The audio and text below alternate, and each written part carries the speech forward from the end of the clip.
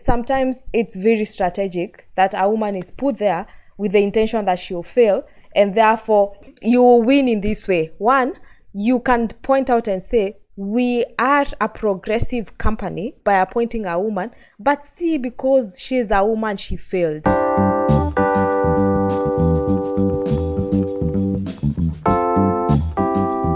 Hi everyone, good morning, good afternoon, good evening, depending with where you're listening from. This is Chido and Christine. We are back for yet another episode of Africa iShare, our podcast session where we talk about all things African. So today we have quite a different topic. I think I would say it's a build up from the topic that we once had, Christine, on gender inequality and African perceptions when it comes to gender roles and all these other issues, when we're talking about how generally women are perceived in society and how that is still ongoing. But today we are looking at it from a different lens. We are focusing on women in the corporate world. How there's been so much talk around gender parity, gender equality in the workplace and all that. And we see that governments have tried to come up with ways to try and deal with that by creating quota systems, for women. And in a way that has led to other issues or other problems like the golden skirts and the glass cliff. So glass cliff, sorry. So before I get into the details of the discussion, before I really unpack the topic at great length, I'm just going to give it to Christine to say hi and then introduce herself. Thanks a lot, Chido, and hi everyone. Very interesting that we're having this discussion today because the Women's Day is on 8th March next week. So it's very nice to have this discussion, Chido. And my name is Christine, and I'm a regular at this Africa iShare podcast. Chido? Thank you, Christine. So happy that you mentioned about the Women's Day. And I feel like our conversation wouldn't be more, timely than that. So maybe to give a little bit of context, right? Historically, this is known that women were necessarily not assuming certain roles within the corporate world. Women were not getting to the boards as they're supposed to, And there was, from my understanding, I would speak from my own understanding. I think in most jurisdictions that has been also an issue, where there was an old boys system in the corporate world where men generally, would assume those top posts, be CEOs, be board chairpersons and all that. And it was also then exacerbated by the fact that most of the board appointments are done in an informal manner, So old boys association would also look for another boy to put and be a part of the same association. And then we had an instance where women were then, sort of neglected and not appointed as often. And then there was so much outcry, we thank the activists who really had to make a case for that. Until then, there was a quota system which started in Norway. Norway was the first country to actually come up with an act that provides for the quota system for women to be elevated to the level of, top management in companies. And that happened. But unfortunately, what then happened with that was it then also led to what are known as golden skirts, where they were the very same set of women, who are sitting on numerous boards, the same set of women who are CEOs, continuously being CEOs, and not actually, creating the pool and making it wider for the other women to also come in. So we then had the golden skirts being a selected number of women who are assuming all top posts in every organization. And then that's problem number one. Problem number two, which I think is quite close to Christine's heart, was the glass cliff. So initially there was a glass ceiling that, prevented women from assuming those top management posts. And when then the quota system came, it sort of shattered that glass ceiling and allowed women to come up. But then they also then became a noticeable trend of the glass cliff, where women would be appointed to lead organizations that are failing, right? Or during a time of crisis. And I would give an example of maybe would say, Theresa May being Prime Minister in the UK when there was Brexit, And you have got the lady from Yahoo, her name doesn't come very quickly in my mind, being a CEO during the time that Yahoo was competing with Google. And I think, Christine, you'd like to talk more on that.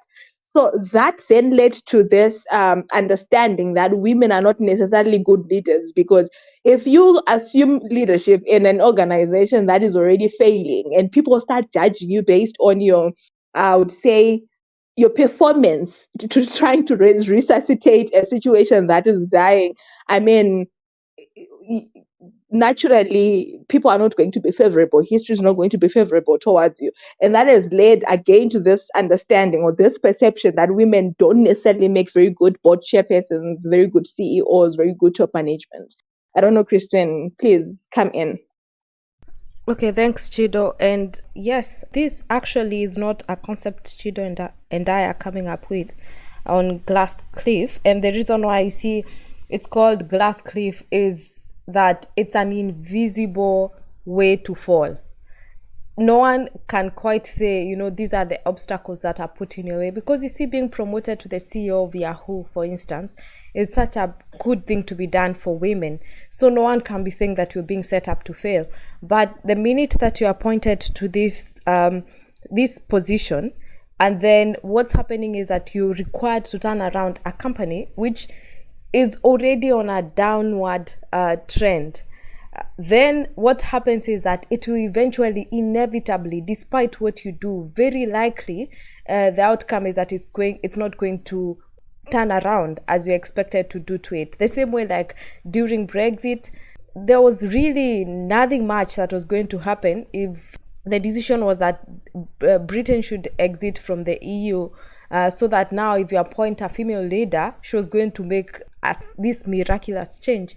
And I think that's the main thing about this glass cliff, is that a woman is put in a position that is very precarious, and it's in a position which is very likely to turn around. It's not going to turn around, and it's going to end badly. So like Chido has mentioned, like the lady who was appointed and this was reported by BBC, and in fact the research on glass cliff was conducted by a university in the UK. I forget which university. University of Exeter, United Kingdom, are the ones who studied the top companies to see what is this scenario where women are appointed during this time. So like the lady at Yahoo, who was appointed just when Google was taking over most of what Yahoo used to do, and she was given an opportunity to give like a plan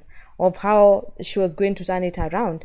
And then what happened is that she was fired midway, and this is even before she had been given an opportunity to execute the plan that she had presented. So if she had given, for instance, like a 6 or 7 year plan of this is what I'm going to do in year 1, year 2, year 3, then in the middle of the journey, before she's given this opportunity, she's fired, because you see, Yahoo anyway was losing to Google. So Chido, I think that's what I would like to say at this point, even if I will have more thoughts, especially when it comes to political seats and such kind of appointments in governments. That was quite an unfortunate incident, about the lady from Yahoo, because as you have rightfully pointed out, she was appointed at such a time where Yahoo was already collapsing and Google was, coming up and being the giant. I don't think also there is something that she could have done, not because she's a woman, but because generally there was nothing that anybody could have done. We could have gotten a person who's both male and female, but they still wouldn't have, turned around the situation for Yahoo. And I really also wonder is it a bias, Christine? Maybe if you can help me understand this. Is it a bias, or it's an already calculated move that in time of crisis we need to change the gender of the leader, and then have that person, take the fall for whatever that happens? Because I also witnessed the situation here where this other lady became CEO of of this organization, this company rather. It was not an organization, so it's a company. And soon after that, there was heavy fining that happened because of the issues or malpractices that had happened prior to her being CEO. And that was actually one of the reasons why she ended up being now the ex-CEO of that company. You understand? And I'm thinking, this is a plan towards downfall that was already in motion. And then you have just been elevated so that you take the fall together with the situation. And, it then, and unfortunately, it ends up speaking to your incompetence, which I don't think is the case. And for that reason, you then again find people saying, we cannot hire women. We cannot make women CEOs. They don't make good CEOs. We can't make them board chairpersons, because the last time Yahoo did it, it went down. The last time this company did it, it went down. But really, my question is it a calculated move to actually do this, or it's something that happens subconsciously? Shido, I think it's both. So, and I'll explain on the two to answer the two situations. One, I think it's unconscious in the sense that there are stereotypes where women are seen to be more favorable for like a situation where, let's say, there's relational issues at work, and that there's quite a bit of conflict, and people think, a woman, because a woman is expected to have certain traits, would be the best person for this situation. Or even during a time of conflict in a country is maybe being sanctioned. Like, the other thing you say is that, you see, first, appointing a woman in this position is very politically correct. So we can actually front and say we've changed as a country and we've changed our policies. See, in fact, we have appointed a woman in this powerful position. It could be as the vice president, as the prime minister. It could be like in the Ministry of Defense, or whichever department, the Department of Foreign Affairs. Just because having a woman there is presumed, one, if it's like the Department of Defense, is that, she's more compassionate, more kind, that she will not just say, let's go to war against this person, even if, of course, she's not making such decisions. But you get what I mean. Or if it's like foreign policy, she's more nicer to look at when she travels across the countries. Or, the same way there's the whole thing, the first lady of like a country. If you see the causes which you hear the first lady has taken up this cause, sometimes you wonder, well, did the first lady decide this is what she wanted to do, or is this because this is the face we're trying to sell of what a first lady should be? Like, they'll take up some of very, you see, there's gender stereotype in even the thing that's being promoted. So one, Chido, I say there's bias, and sometimes it's unconscious. But then also, and this is from my reading of various articles and the research that was done, is that sometimes it's very strategic that a woman is put there with the intention that she'll fail, and therefore you will win in this way. One, you can point out and say, we are a progressive company, if it's Yahoo, by appointing a woman, but see, because she's a woman, she failed. So continue loving us because we are progressive like that, but women in general have failed. So you're winning on one hand because you can say we are very woke in this way, but then at the same time you're sacrificing someone for the image of the company. But then also the other thing, you have said something, and I hold your thought. Maybe if I can just give other examples of where I've seen that actually happening, where one person is used to protect the image of a company. This is quite very common in racist environments, where they pick, maybe a black person, an Indian, Asian person, and say there is diversity, and that person is probably made vice president of a company, but with not very much influence. And I've seen it quite a lot in South Africa, where they take a random black guy. By random, I mean a person who's not even competent and qualified enough to be CEO of a specific, organization. And then they say, this is our CEO because of BEE, right? Black empowerment. And yeah. And then you obviously think there is diversity in that, but ultimately the person has no vote, no control, and very much to do that in that organization or in that company. And it happens to women, where women are just elevated to certain positions to just say, we are an inclusive environment. We understand gender diversity. It happens. The worst case is when we do it with people with disabilities. Like, we do that a lot. You take somebody with a specific disability and you put them in a specific role, not before their competence, but because you just want to show that you are a tolerant environment. And I think that's just very sad. And it's a sick mentality that we have in the corporate world. You can go on. Yeah, and Chido, what you've said, I hope helps anyone listening to this realize that what we are saying is this something that happens with minorities. And as Chido started out by saying, is that women have generally been minorities in this within the corporate world and in the boards and in the corporate leadership.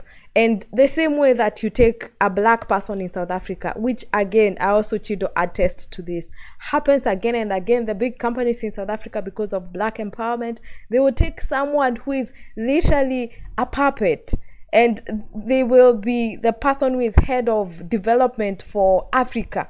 But that person, you wonder, what's their qualification, And then at the end of the day, you realize that this person is really not making any decisions.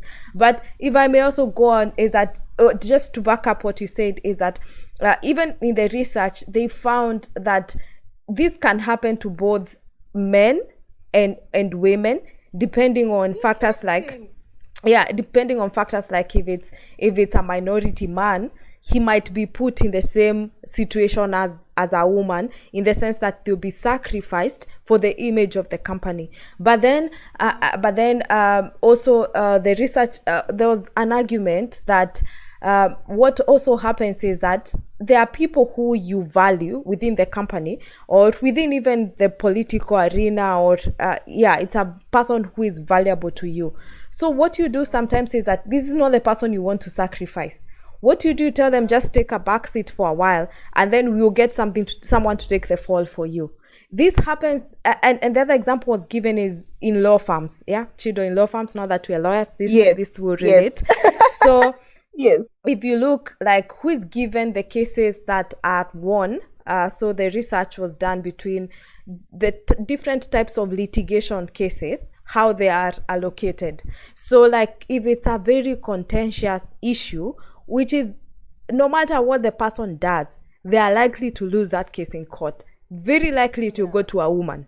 And what we're trying to show is that you try to protect the people who are valuable to the organization by not putting them on the cliff.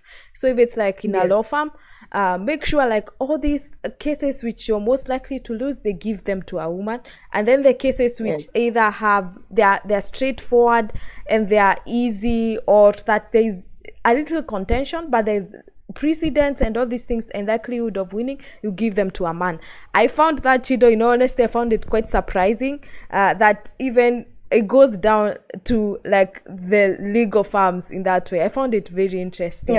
It's so funny that there are people who have had their careers grow and blossom, in the legal profession, not because they are good, but because they are a beneficiary of that bias. You understand? They get the easy cases, they get the list, the straightforward cases, and usually those are the cases that have got publicity. And then they keep going up and up and up, and you think these people are actually very competent, but to be honest, they are not competent. The system is just favoring them. And she'd also, in addition to that, what you're saying that someone's career growing is also the fact that even if you're not a woman at the top, so let's say within this law firm, you're really not like a partner as a woman, you're even in between, but your career is growing. Now, the other thing the study was showing is that what happens in such a case is that because the stereotypes of other failed women exists, what happens is that you will always, if you make a mistake, it's quickly pushed and said that, you see, she's just a woman who is doing what is expected of women to do, which is to fail. So first of all, you have this bias that you're dealing with, which does not relate to you. You've never failed as a person, but because you're a woman and there's these stereotypes that exist. And personally, I faced this where someone makes up a story about you, and then they say, you see, because she is a woman, it can be expected, like for instance, she'll be very emotional, but generally I'm not such an emotional person, but that is used against you at work. So Chido, there's also that the failure of like the Yahoo CEO, the failure of other women, it will forever be used against very unrelated women, because people always have this mentality. And the sad thing is that even women use those against fellow women. That's the surprising thing.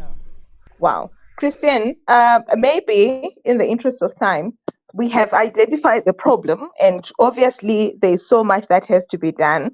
And my question is, what do you think actually has to be done to make sure that we start dealing with these problems? Number one, we ensure that the women who are actually assuming certain positions are qualified. And there is also, that room for them to bring up other women so that we don't have the gold skirts phenomenon. And also, what has to be done to make sure that women don't fall prey to the gold cliff and find themselves in a situation where, they are set for failure, even though they are very good professionals? Okay, Chido, for that, and again, it's based on various articles that I've read, is that one, someone suggested that, especially for like corporates, there's information about like the performance of the company. There's like financial statements. You need to do your research to begin with, even when you're getting a promotion to like be head of development for Africa. Look at what the financials are showing. Look at what the projections are, and then know that you can say no. Like say, this, as things look, I don't see any way of turning this around. Consider what the policy decisions are, if like it's a political decision, and know that it's not always that when you're getting this appointment and this promotion that it's intended for the best for you. Is to evaluate the data, even seek advice, professional advice, like hear what like the auditors are saying, hear what the financial advisors are saying, what are the projections of this company. And once you consider it, don't take the position, one. But then also second, I think it's to create awareness, I think, because this is like research which was done several years ago, and it's not much spoken about, and to just make these women who have any position to know this is something that happens, and to guard themselves against falling prey to this, because sometimes just having that information and the knowledge helps to guard you against falling prey to it. Chido, that's what I would say. Wow. Thank you so much, Christine. I wish I could say more because you have literally just spoken my mind. And I'm really hoping that, women out there are listening. And, before you are given a position, before you are, nominated for something, you need to actually do some research to see if you're not being set for failure. Because I mean, in the corporate world, what you have at the end of the day is your name becomes your goodwill. So if you are associated with failure and certain inadequacies, I would like to think that it's something that will follow you until the day you go to your grave and even beyond. So yeah, I think that, and maybe to just say in respect of the issue of small concentrated numbers of women assuming these positions and doing it over and over again. I think that as women, we need to start taking an initiative to be, I would say, each other's sister's keeper, for lack of a better word, right? To say that, Christine, if I think that you are, like, I am sitting on a board, I'm in top management, and I think that, Christine, you do have the potential. I need to take you under my wing and mentor you and grow you and actually nominate you and not see you as an enemy.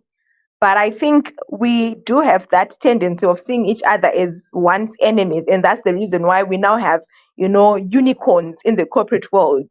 Few women actually doing certain things. But I think this is a discussion that needs to be continuing, it's an ongoing discussion, because we can't just come up with solutions on a single day. Rome wasn't built in a single day. So we need to constantly have this awareness and be each other's keeper as women, knowing that, the corporate world is quite ruthless, and men always are on the lookout for each other. And if we're not doing it, that's how we end up failing, because united we stand and divided we fall. I don't know, Christine, if you've got any other, closing remarks before we call it a day. Yeah, Chido, and it's on the last point, on there's the old boys clubs, but for women, I think I don't know, there's a mentality, or maybe things have changed, but I am not aware of women really trying to have their own clubs, where we say, like, this lady should be appointed to the board, because the old boys clubs, apparently how these to work is that you recommend fellow men, and because you also go for networking events where you meet the CEO of this company meets the CEO of this company, and you see how you can work together. I know there are interactions where there are like women in leadership forums where you're supposed to meet and like exchange contacts and network.